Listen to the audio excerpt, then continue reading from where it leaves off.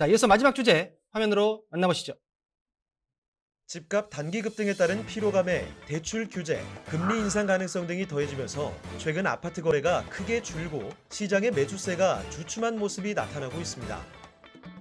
KB 리브 부동산에 따르면 10월 서울 아파트 가격 증감률은 1.05%로 나타났습니다. 월간 증감률은 올해 등락을 거듭했는데 지난 4월에는 0.95%로 전달 1.33%보다 0.38%포인트나 줄었습니다.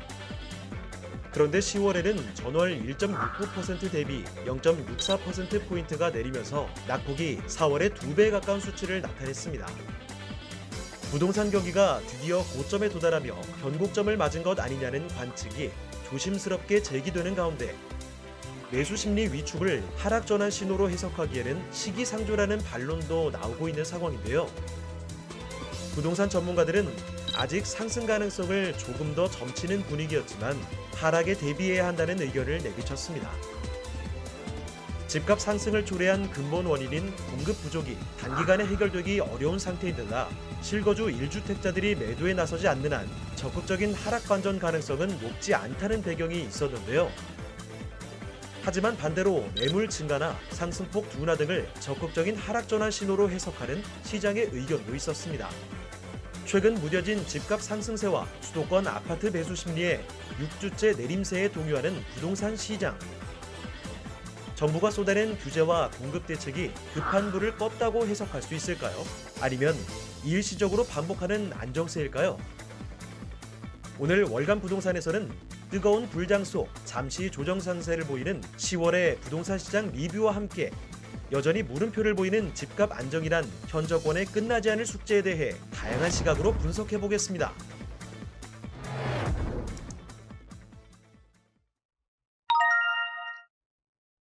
주춤하는 부동산 시장, 집값의 변곡점 찾아왔나?입니다. 최근 뜨거운 상승을 보였던 전국 부동산 시장이 한풀 꺾인 모양새입니다. 전국의 아파트 값이 오름폭을 축소했고 서울에는 어렵게 청약에 당첨된 뒤에도 계약을 포기하는 사례도 이어지고 있는데요. 평론가님, 네. 10월 한 달간 부동산 시장의 흐름과 변화에 대해서 한번 짚어주시죠. 일단 그 서울 아파트의 매매 수급 지수가 그다음에 101.6포인트로 이제 조사가 됐습니다. 그 매매 수급 지수는 뭐 다 아시겠지만은 이제는 공인중개사분들이라든지 매물 건수를 종합적으로 분석을 해서 실제 이제 100을 넘어가면은 이제 매수 심리가 강하다 이렇게 이제 판단을 하는데 이게 한 0.3포인트 정도가 이제 점점 내려가고 계속 좀 내려가고 있는 추세거든요. 그래서 매수 심리가 약간 꺾이고 있는 분위기도 목격이 되고 있고요. 또한 민간 조사 기관이 이제는 KB국민은행이죠. 여기서 보는 매수 우위 지수라는 것도 있습니다. 이게 한 100.6에서 한 91.5로 좀 떨어졌습니다. 그래서 매수 심리가 확실히 좀 줄고 있는 분위기가 좀 확실히 시장에서는 느껴지고 있고, 근데 또 시장에서는 한편으로는 이게 대세적 하락은 아니다, 일시적 현상에 불과하다라고 이제는 생각하는 분들도 꽤 많이 있습니다. 왜냐하면 대세 하락기라고 보통 얘기하는 우리가 91년도, 98년도, 2008년도 그 당시에는 아시겠지만 외세 변수가 굉장히 좀 많았거든요. 근데 지금은 코로나로 인해서 좀 회복되는 이제 인플레이션 얘기가 나올 정도로 사실 시장이 뜨거워지는 분위기 때문에 사실 그때처럼 외생 변수 때문에 무너지는 그런 어떤 하락기는 아니다라는 게 또 반대에서 이제 의견들이 나오고 있지만은 일단은 그래도 지금 분위기는 좀 꺾이고 있는 분위기다라고 말씀을 드립니다. 상승세는 축소됐지만 하락장은 아니다. 네, 라는 게 맞습니다. 지금 현재 우리 평론가님께서 분석해 주신 내용이고요. 네네. 자, 10월 넷째 주 부동산 시장을 살펴보면 전국 아파트 매수위 지수는 지난 7월 초 이후 처음으로 100 이하로 내려왔습니다. 자, 100을 밑둔다는 건 집을 사려는 사람보다 팔려는 사람이 많다는 뜻인데요. 교수님, 네. 정부의 대출 조이기와 같은 규제 정책 영향이 있는 걸까요? 그 통계를 보면 꺾이기 시작한, 그러니까 상승률이 꺾이기 시작한 시점이 6월, 7월 그 사이입니다. 6월, 7월. 그런데 6월, 7월 그 사이도 재밌는 게 서울 쪽이 전체 주택이나 또는 서울 아파트 가격이 증가세가 현저히 꺾이기 시작한 시점이 바로 6월 넘어가는 7월이에요. 그리고 서울을 제외한 지역의 가격은 큰 변화가 안 보였어요. 그러니까 지금 증가율이 꺾이기 시작한 시점은 6월 이후고 그것을 주도하는 것은 서울이라는 거예요. 그러면 6월, 7월 사이에 무슨 일이 있었던가? 아까 대출 조이기는 고승범 위원장이 그 지명을 받고 청문회를 하면서 8월 초에 강력히 조이겠다는 게 8월 달에 나왔거든요. 그때 언론에 나왔었죠. 따라서 대출 조이기라고 하는 것이 저는 그렇게 6월, 7월에 꺾은 것의 주범은 아닐 거라고 보는 것이죠. 그러면 뭐냐는 거예요. 자, 국제적인 인플레가 우려되기 시작한 통계가 4월 달부터 나왔어요. 4월 달에 나오니까 그걸 5월 달에 전 세계에 야, 앞으로 인플레 심각한 거 아니야? 테이퍼링 이거 줄여야 되는 거 아니야? 그 논의가 본격적으로 회자되기 시작한 게 6월이에요. 따라서 저는 6월서부터 꺾이기 시작했다라고 하는 관점에서 제일 중요한 것은 뭐냐면 글로벌 테이퍼링의 축소와 금리 상승에 대한 우려가 이 꺾이는 매수 심리를 되다. 주겠다. 줬다. 그리고 한국은행의 계속적인 그 금리 상승 신호 이것들이 저는 줬다고 봐서 일단 아까도 우리 권 선생님 이야기하셨지만 이게 하락으로 들어가는 건 아니에요. 그렇죠. 상승세가 둔화된 것인데 상승세 둔화에 가장 영향을 미쳤던 것은 금리 상승에 대한 전망 그리고 거기에다가 대출 조이기 거기에다가 3분기 경기 둔화 이런 것들이 복합적으로 엮이면서 꺾였다. 그렇다고 보면은 이 추세가 앞으로 어떻게 될 것이냐를 전망해 보면은 앞으로 금리 더 올릴 거거든요. 그 다음에 테이퍼링 더 줄일 거거든요. 경기는 뭐 내년 돼봐야 알겠지만 금년만큼 4%는 안 나올 것 같거든요. 전반적으로 봤을 때 주택 매수 심리는 확실히 6월, 7월에 꺾이면서 점차 상승률이 낮아지면서 마이너스로 갈지 안 갈지는 모르겠으나 상승률은 상당히 빠른 속도로 둔화될 가능성이 크고 만약에 11월 달에 한국은행이 기준금리를 진짜 0.25% 올리는 조치를 하면 매수 심리가 확 죽어버릴 것이다. 현재 고점에서 네. 6월, 7월 달 고점에서 관망하는 시장의 분위기로 넘어갔다.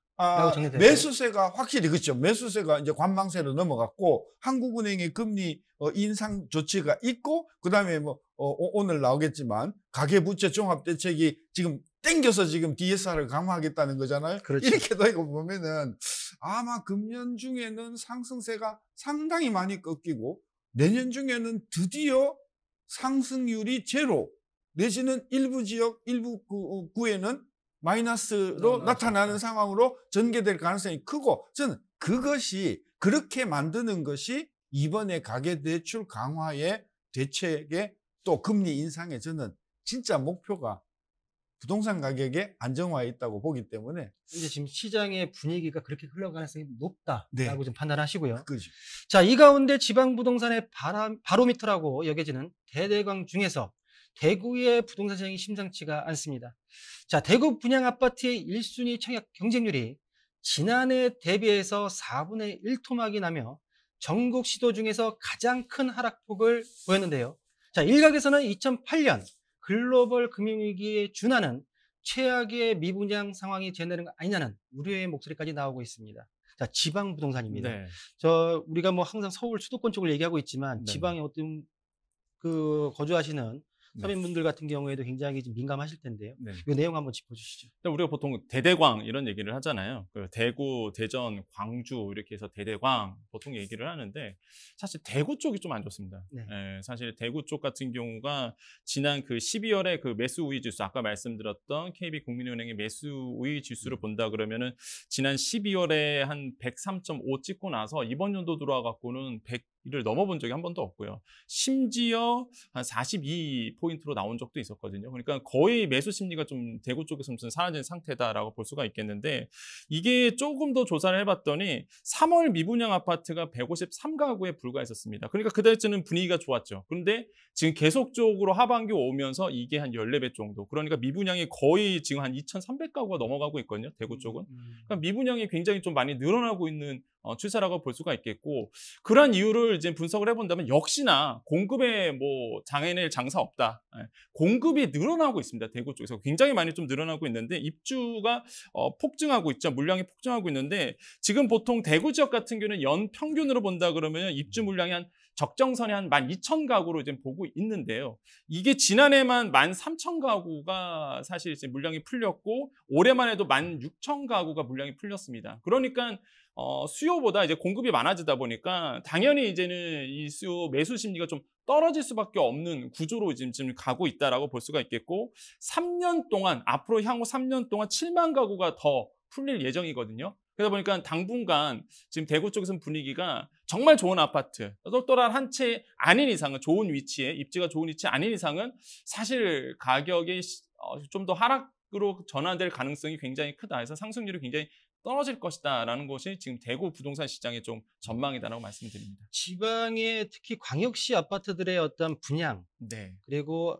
가격의 오름세의 어떤 그 흐름이 있습니다. 맞습니다. 과연 평론가님께서는 네. 아까 전에 뭐 얘기를 하셨지만은 네네. 개인적으로 봤을 때 지금 현재 이 고점에서 변곡점으로 관망 추세로 가느냐, 네. 관망으로 가다가 하락으로 가느냐, 네. 아니면 단지 숨고르기일 뿐이고 네. 다시 내년에 다른 어떤 이 여건으로 인해서 다시 오를 가능성이 높을까? 어떻게 판단하십니까? 저는 숨고르기다 봅니다. 숨고르기다. 당연히 이제 숨고르기 하다가 당연히 이제 다시 오를 것이다라는 좀 저는 생각을 가지고 있는데 왜냐하면 떨어질 이유가 없고요. 지금 이제 아까도 교수님께 말씀하신 것처럼 대출 규제가 저는 굉장히 좀 압박을 하고 있고 인플레이션에 대한 부분, 이자 상승에 대한 부분도 압박을 하고 있는데 일단 저번 시간에도 말씀드렸지만 제가 집을 내놓은 상태입니다. 근데 안 팔려요. 왜 그러냐면 저도 최고가로 내놨거든요. 근데 이제 거래가 안 되는 것뿐이지 사실 집을 매도하는 쪽에서는 아쉬울 게 없어서 싼 값에 절대 내놓지는 않습니다. 근데 거래가 안 되는 뿐이에요. 왜냐하면 대출 규제 때문에 딱 이렇게 사실 분들이 없거든요. 그런데 아파트 가격을 왜 제가 안 떨어뜨리느냐? 떨어질 기미가 없기 때문에 저는 사실 다 그러거든요. 그러니까 떨어질 이유가 없다. 그러한 이유가 첫 번째는 뭐냐면 풍부한 유동성 아직도 시장에 많습니다. 그래서 현금 흐름이 굉장히 좀 많고 물량 입주는 아시겠지만 뭐 더더욱 내년 되면 더 없습니다. 물량이 없고요. 두 번째로는 단기 공급이 이제 불확실성이 굉장히 큽니다. 단기적으로 아파트가 나올 것도 없고 세 번째로는 전세난 있죠. 네 번째로는 청약 대기 수요 때문에 사실 지금 좀 이런 분위기가 좀 있고요. 또한 대선 지방 이슈도 있기 때문에 지방 선거라든지 대선 이슈가 있기 때문에 사실 또 계속적으로 개발 이슈가 계속 나옵니다.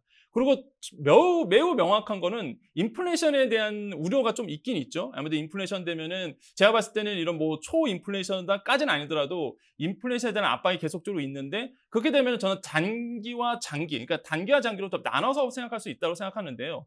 단기 같은 경우는 역시나 이제 이자가 상승됩니다. 그러다 보니까 아까 교수님께서 말씀하신 것처럼 이자가 상승되니까 아마 좀 압박에 있는 아마도 대출을 많이 받으신 분들 같은 이자에 대한 압박 때문에 사실 주춤하는 경우가 있는데 저는 오히려 전 더 그 이유를 보거든요.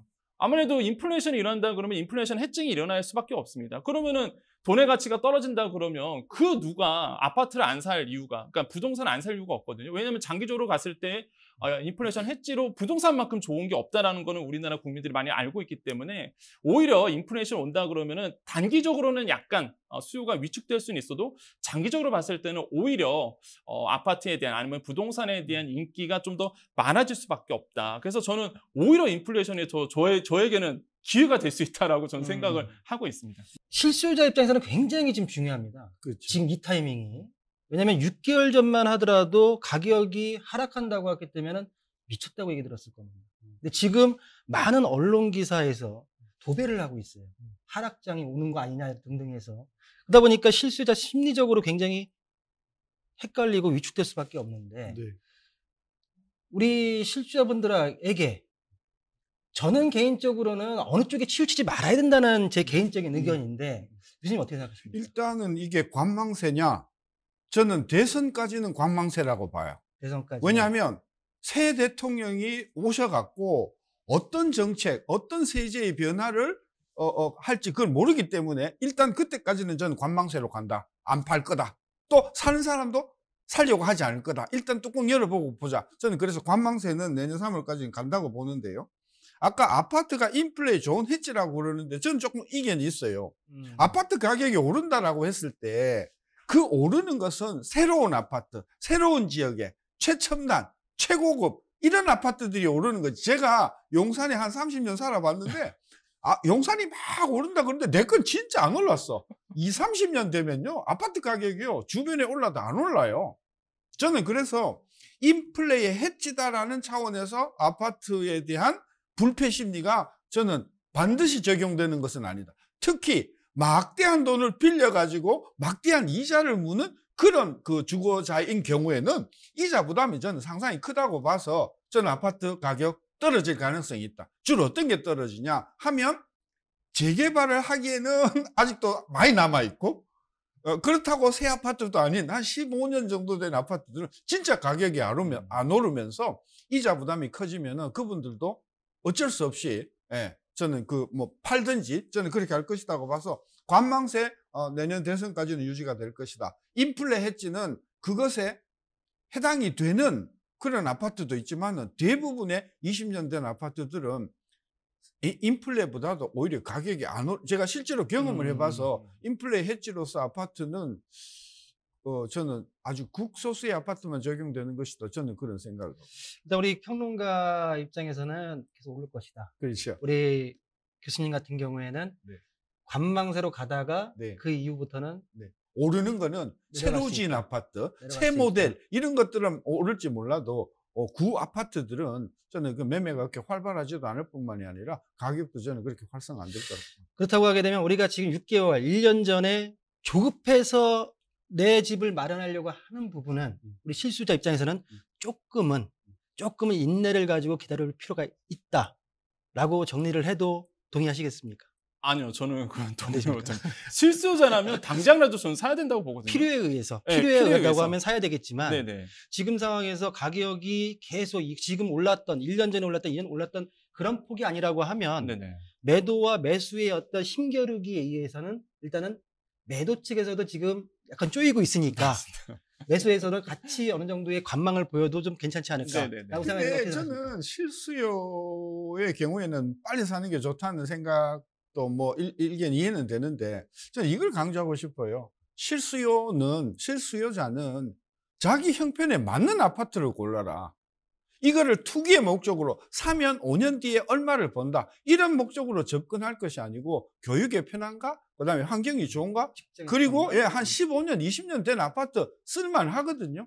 그러니까 자기 형편에 맞는 아파트를 중심으로 사야지 요거 사면 앞으로 얼마 오를 것이다. 얼마 돈을 벌 것이다. 자꾸 이런 투자의 목적으로 이걸 하다 보면은 이 투기가 악성화되는 저는 그래서 실수요자의 경우에는 정말 필요한 집, 생활에 필요하고 직장에 가까운 집이면 사야 되고 그다음에 자기 부담을 100% 활용을 해야지 은행 이자 빌려가지고 산다고 하면 앞으로 금리 굉장히 올라갈걸요. 우리 대출 금리가요 9% 10%까지 간 적이 있었어요. 감당 못한단 말이죠. 저는 그래서 실수요자 사시되 자기 형편에 맞는 부채를 최소한으로 줄이면서 사는 그런 태도가 저는 필요하다. 알겠습니다. 두 분 말씀 잘 들었습니다. 자, 개인적으로 2016년도부터 줄곧 지지난달까지 상승을 외쳤던 저로서도 이번 사태라기보다는 현 변곡점에 대해서는 좀 우려가 가는 마음이 가기 때문에 우리 실수요자분들께서는 심사숙고한 그리고 내 집 마련에 있어서 심사숙고할 수 있는 판단하시길 바라다는 마음을 좀 말씀드리고요. 자, 이상으로 월간 부동산 저희가 준비한 내용은 여기까지입니다. 자, 오늘 다양한 말씀 전해주신 신재동 교수님 그리고 권혁준 평론가님과는 여기서 인사드리도록 하겠습니다. 감사합니다. 네.